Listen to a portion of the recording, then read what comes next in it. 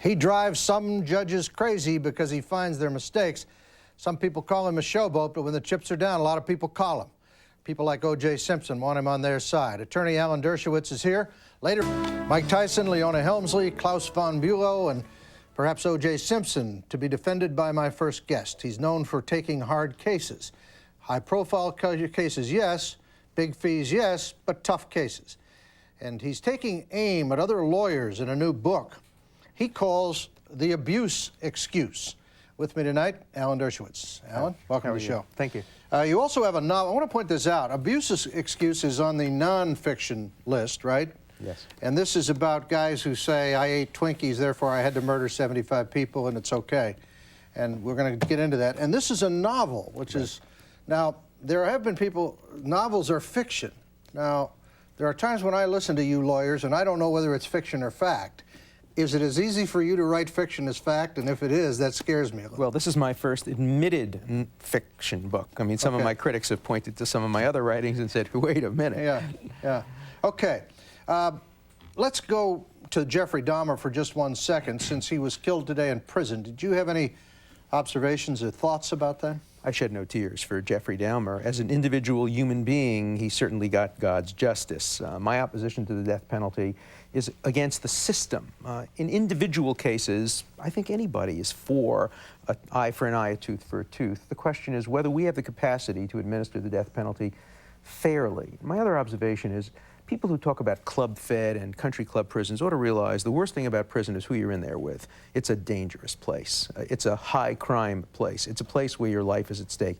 Prison's never easy. Should we have white-collar prisons and so-called blue-collar prisons, or violent prisons and non-violent prisons? No, I think we should only have violent prisons. I don't believe that people who commit white-collar crimes should go to prison. They should be punished very severely, really made to feel the pain and hurt of what they've done to other people. But why prison?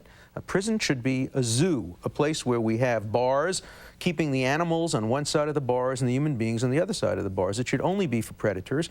It should only be to protect people from others who, if they were out, would be dangerous. We can be imaginative enough to figure out other ways of punishing people without taking the taxpayers' resources and without denying them the obligation to contribute back to society what they have taken.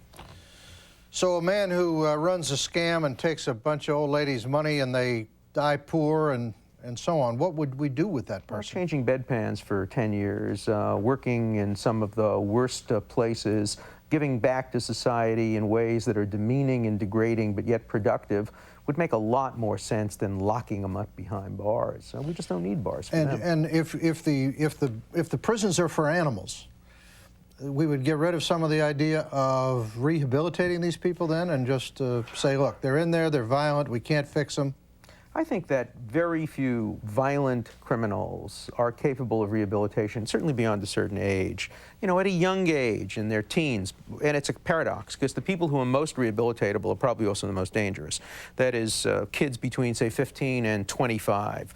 Who are the most dangerous criminals, which is, by the way, why I'm adamantly opposed to 3 strikes, you're out. What that does is it elevates the prison population average age and gives us a geriatric population. It occupies the jail cells with 80-year-old recidivists instead of 18-year-old kids who are about to become recidivists. And I'd rather use our jail cells to prevent recidivism than to punish old-timers who have been guilty of recidivism.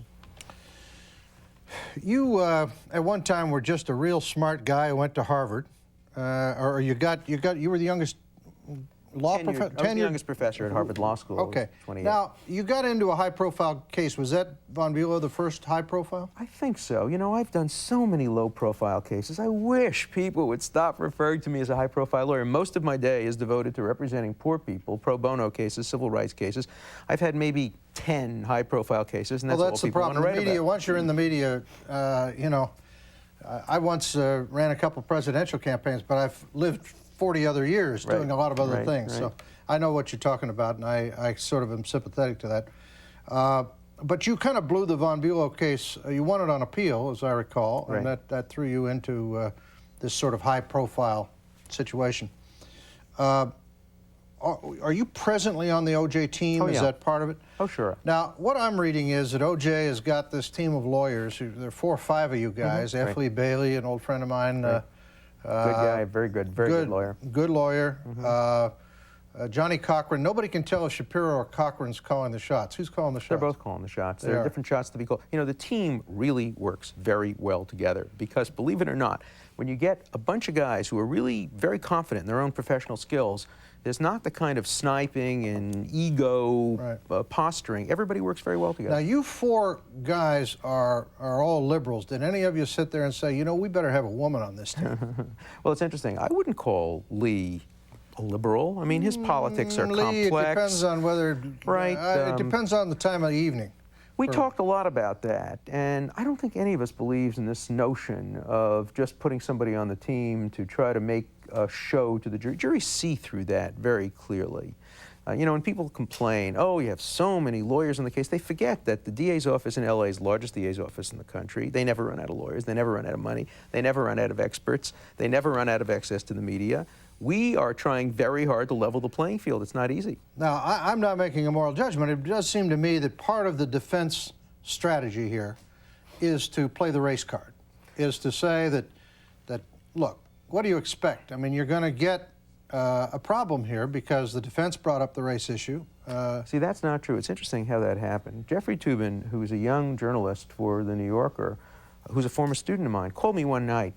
And he said, Professor Dershowitz, are you aware of Furman's background? Do you know about this lawsuit? And I said, no, I never heard of it. He told me about it, and then he wrote an article, and for some reason, the spin has gotten out that we planted that article with Jeffrey Toobin. Couldn't be further from the truth, and he acknowledged that in a letter to Parade magazine. We haven't yet put our case out, so nobody really knows what the defense will be putting forward. Obviously, we've had to explore. Do you know what the prosecution has? Do you guys know what the prosecution has? You know, we have a sense of what they have. You know, we have to decide whether what they have is what they've told us they have, whether they've leaked what they've had the police leak what they've had. We will know soon what the case looks like, and then we'll be in a better position to decide how to react. Okay. What's OJ's state of mind as we sit here this evening? Determined, frustrated that the case is going so slowly, frustrated that, you know, everybody is making this motion and that motion and that we're not getting to the essence of the real case. He would like to really get to trial. Will he be put on the stand? No lawyer can ever make that decision until after the prosecution's case has been completed. And any lawyer who tells you they know he's going to take the stand or he's not going to take the stand is just all wet. To a lot of people who observed this, they felt that OJ acted weird from the time he heard about it until now. That's been a problem. Now, I know the standard answer to that is, look, if your wife's murdered in that way, how do you know how you would react? They also don't know how he reacted. They haven't heard the tape of his statement to the police. Wait, listen. They've seen the dialogue. They've seen some of the transcript. That's called dialogue. They haven't heard evidence about what his condition was, what his state was, what he was saying to other people. Again, just keep an open mind. There's a long way until both sides have been presented, and then the American public, case going to be televised. William Kennedy Smith, everybody thought he was probably guilty, and then they heard the evidence, and had it not been on television, they would have said another rich kid getting off, but they heard the evidence and they realized how weak the case was. Klaus von Bülow, everybody thought was guilty in the beginning, and we were able to reassess all of the scientific evidence in the case, and I think now most Americans realize that it was not an attempted murder. It was a tragic, self-inflicted wound. I hear Leona Helmsley is as bad as her press. I mean, in other words, she's out, she served her time, and now she's back being a bitch again. Is this true? Well, I can't really get into that in detail, except to say that one of the reasons I took the case, is because I realized that she was being prosecuted not so much for what she did, but for who she was. Right. And who she was. I happen to think that's somewhat true. I mean, you know, I watched you through that, and I realized that was a tough one but she didn't help you any by being difficult. But in the end, the sentence was reduced, and she served only a relatively short time, and we won the state appeal. We got all 188 charges in the state case dropped against her, so, you know, partial victory, partial defeat. It's interesting, you know, 5% of appeals are won in this country in criminal cases, and so every appellate lawyer loses most of the time. You know, if you bat 350, you get into the Hall of Fame, even though most batters bat 250. Appellate lawyers, if they can bat 350, boy, they really deserve the Hall of Fame. This is the book, The Abuse Excuse. We're going to talk about the excuses that people use. Maybe you'll have one if you ever intend to commit a crime. Stay with us. He raped me. My dad had been molesting me. He didn't understand because he's a man, but it hurt me.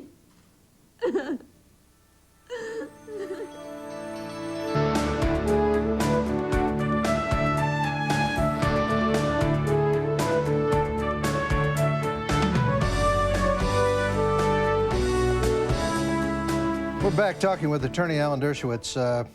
Alan, we saw the Menendez trial going into the break there. That's the world-class abuse excuse, I think. You blow your parents away with shotguns, you reload and make sure your mother's dead. Mm-hmm. I wrote another book about that. It was called Chutzpah. Yeah, the definition that's right. I remember your chutzpah, book. Right. That's right. Is killing your parents and then throwing yourself on the mercy of the court on the ground that you're an orphan. These guys brought that home.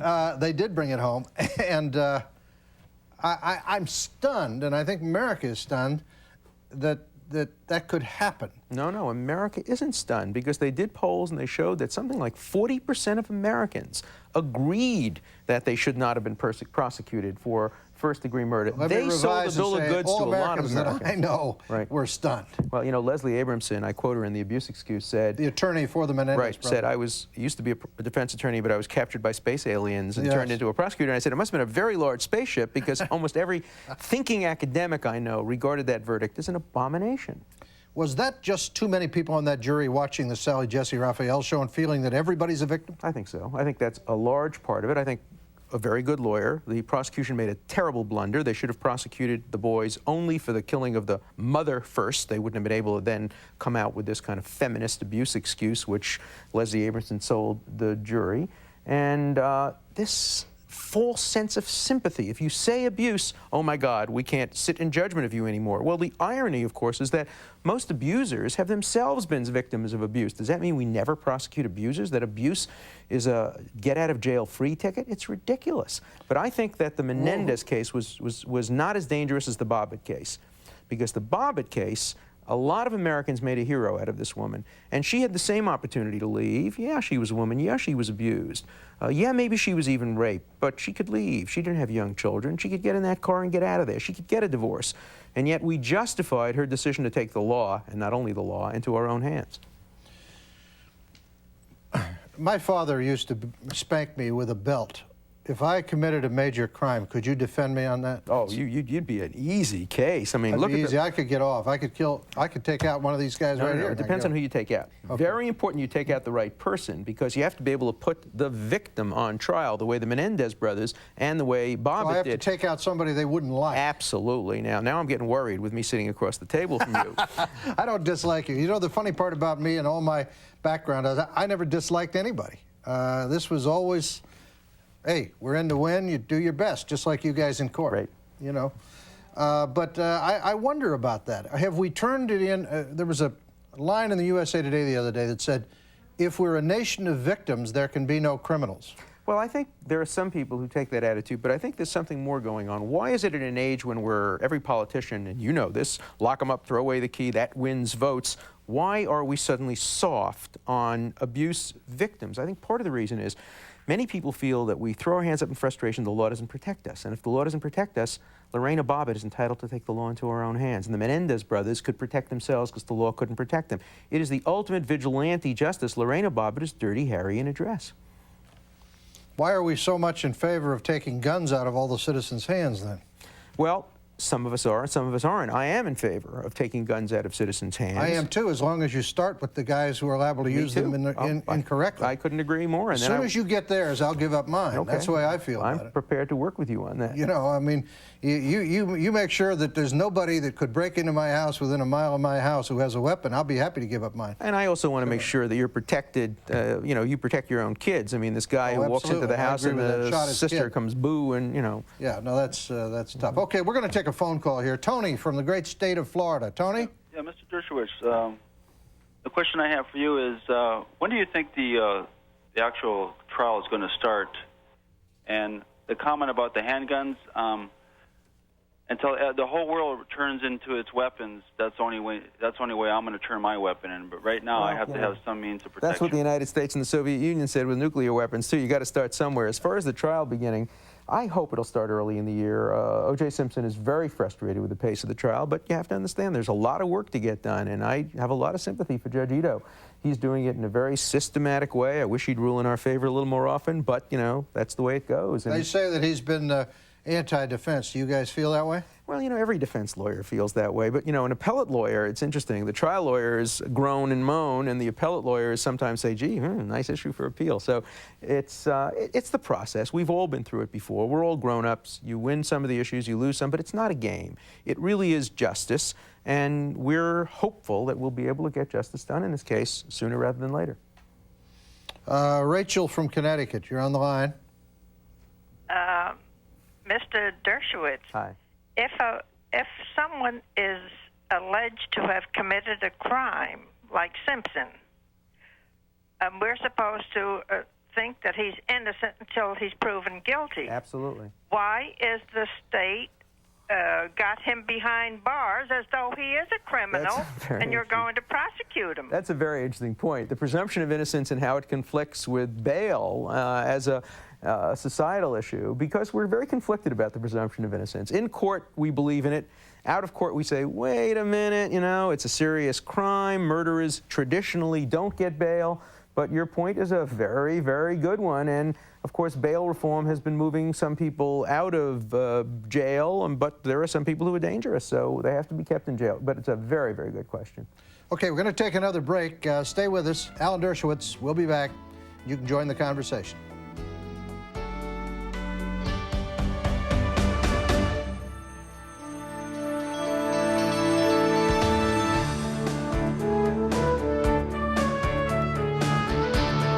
Case. Judge made lots of mistakes. Judges always make mistakes. How are we going to win? It's a guy playing you, huh? I was on Larry King once, and he asked me what I thought, and I said, well, I thought he overplayed me a little bit with the hands. And Larry King said, overplaying Alan Dershowitz? Is that possible? There was an article called Why Lawyers Lie by Floyd Abrams, and you were talked about in this article quite a bit. Why do lawyers lie? Is that their job? When did you stop beating your wife? Well, why do they lie? I don't believe lawyers lie. They don't lie. No. I can tell you in my professional life, I have never consciously lied to a judge, to a jury, or to the public. I don't tell everything I know. I withhold information. I invoke the privilege against self-incrimination. I say no comment. But I don't lie. In fact, the only lie, and Floyd's a good friend of mine, I like him, the only lie that he really gives an illustration of in the whole article is when he was asked once, when he was representing somebody on death row, do you think he did it or didn't do it? He said he held his breath, kind of put his hand behind his back, crossed his fingers, and said, I think he's innocent, which did two things. A, showed he was lying, and B, revealed the lawyer-client privilege that he really thinks his client was guilty. Mostly lawyers are much more discreet than that. We play all kinds of what some people call games, but lying is not part of what we're licensed to do. Is it true that nobody on the OJ defense teams looked him right in the eye and say, OJ, for God's sakes, did you do it or didn't you do it? There was absolutely no need, because OJ has told everybody on the defense team from minute one what his attitude in the case was, and obviously what he said in court, 100% not guilty. Nobody had to wait to ask OJ. He was very clear right from the beginning. But in my novel, The Advocate's Devil, I have a whole scenario about how you ask your client about this and how you don't let him lead you to the story, and how you have to be very careful about what he says to you and when he says it to you. Because if you know too much, then you have some obligation to... Right, you can't put your client on the witness stand if you know he's lying. You can't put an alibi defense on if you know he's lying. And you have to be very careful. You also want to know the truth. But I have 3 rules. Never believe what the police or the prosecution say about the client. Never believe what the media says about the client. Never believe what the client says about the client. You have to learn it on your own. You have to, the Von Bulow case, perfect example. Everybody thought he was guilty. We then redid all the scientific case, the whole scientific case from beginning to the end, and we concluded that there was no insulin, that the government's theory just didn't hold. And in The Advocate's Devil, the lawyer in the beginning believes that the client obviously is innocent because the woman who accused him of rape had previously falsely accused somebody of rape. And then, by computer technology, he realizes, my God, the client has used that fact in a manipulative way and continues to use it, and he does what he thinks is the right thing, but in the end it comes back to haunt him in a very personal and dramatic way. How can you tell if a lawyer is a great lawyer? By seeing how difficult the cases are, not by asking how many cases he wins or loses. You know, don't say a doctor is great if he does nose cosmetics and only loses 5% of his patients. My God, you wouldn't want to go to a... Or if a brain surgeon loses 20% of his patients, that doesn't mean he's a bad doctor. You have to look at the difficulty of the case, how creative the lawyer is, what peers think of them, how well they do on very, very difficult cases. There's no such thing as a lawyer for all seasons. There's no perfect all-around lawyer for every case. Lawyers are good or bad for particular cases. Now, I've read that O.J. had between $8 and $10 million, and that basically when this is over, win or lose, he's flat broke. You guys got all the money. Well, no, certainly not us guys. We're all charging very reduced fees in the case. Experts cost a lot of money. Scientific testing cost a lot of money. Remember one thing, the state will never run out of money. The state doesn't have only $10 million. The state will never run out of expert witnesses. The state will never run out of lawyers. The state always has the advantage when they're prosecuting somebody. So however good our defense team is, and I think we have a pretty good defense team that Bob Shapiro and Johnny Cochran have assembled, we still have an uphill fight always against the greater resources of the prosecution. Why was O.J. in a white Bronco with a beard, a passport, $10,000, and a gun headed south? You're going to have to wait until the trial. Okay. Joey from Florida. Hello, Mr. Ailes. Hi. Hi, Mr. Dershowitz. Hi. I'd just like to know, O.J. Simpson is innocent, of course, until proven guilty, but he built up a big defense team. Why didn't he hire an investigator of some sort to make things a little bit easier along the way? He did. He's hired some of the best investigators, former policemen, others. You know, cases are not won in the courtroom. They're won in the field. F. Lee Bailey taught us all that many years ago. You win your case by doing very, very rigorous investigation, and then you bring it to the courtroom. You know, cross-examiners aren't just born effectively to ask hard questions. A good cross-examiner is one who has the answer to the question right there in his little fist and asks you the question, and he knows you better answer it that way, otherwise he'll spring the answer right on you. And that all takes a lot of research. So investigation is the backbone of this case. Okay, thanks for your question. If you have a question for us, you can call us at 1-800-988-TALK. We're talking with Alan Dershowitz. Alan, let me go back for a second to the abuse excuse.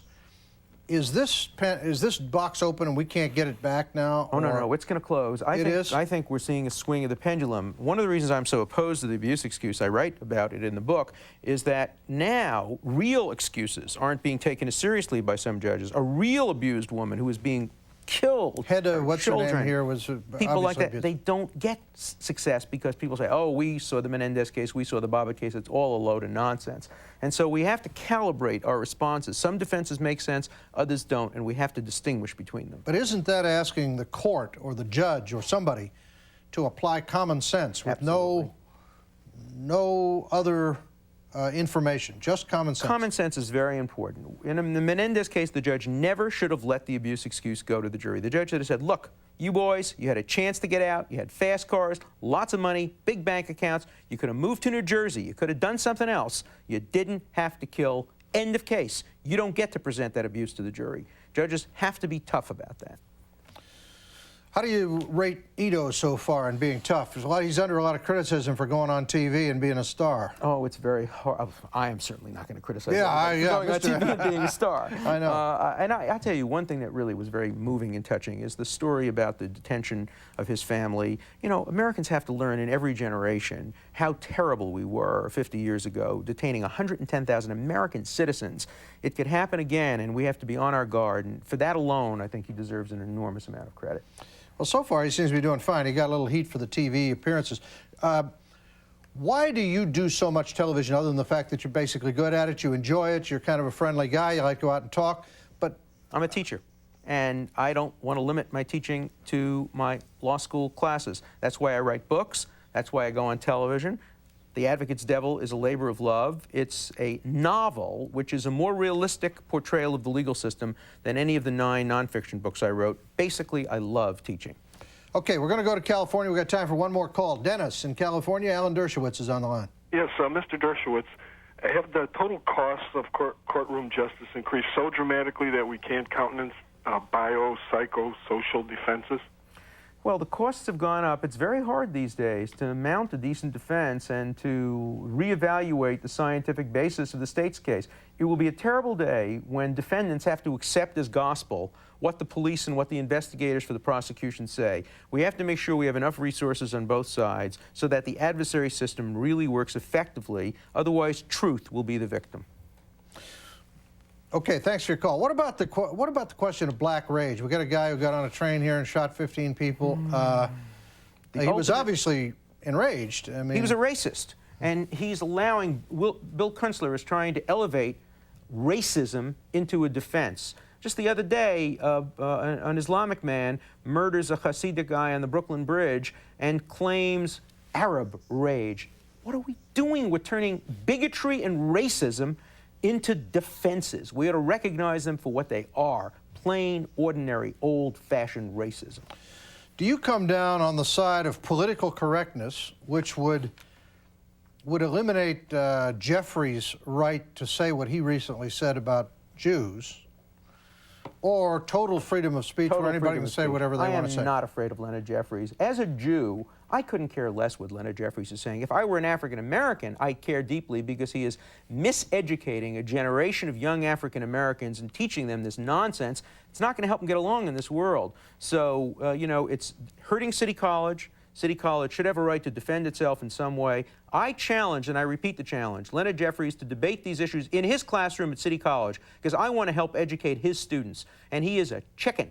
He will not even debate his ridiculous principles in his own classroom. You've heard it right here on America's Talking.